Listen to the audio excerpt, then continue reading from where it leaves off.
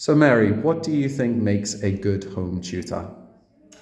I think there are at least three things, and the first thing is you've got to find out what your student is interested in, because if they're interested in something, they'll want to communicate.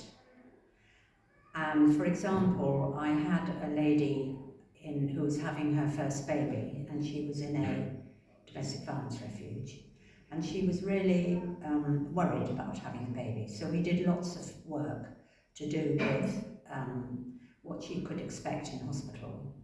And the other thing I was really interested in is helping her access emergency care, because there was no staff at night or at the weekend.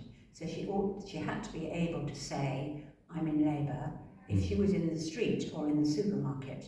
And she also had to be able to say where she was. So that's the first thing, to find out what they're really interested in. The next thing, I think, is to be very adaptable. Because unlike in a class where, by and large, you get to be in charge, you may be in a situation where you have to organise other people as well. Because in theory, in home tutoring, it's just you and your learner for an hour, all by yourself, with a nice table. But actually, it's not like that at all. And one of my learners, she was in a bed and breakfast, and her two children hadn't been given a school place.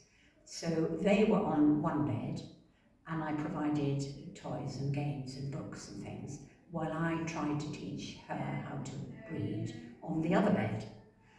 And then we played games at the end, which were English games, so that everybody could join in.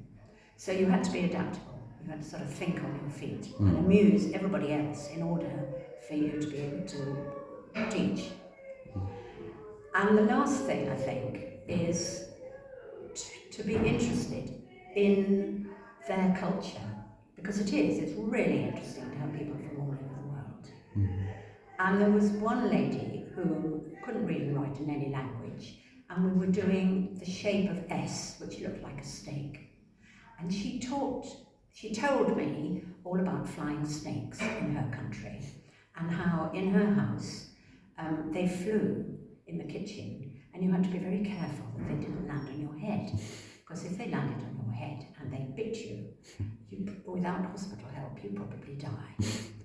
So she told me this story, and I wrote it down, and then she learnt really how to read by reading it and writing it herself, and we had it printed in a booklet.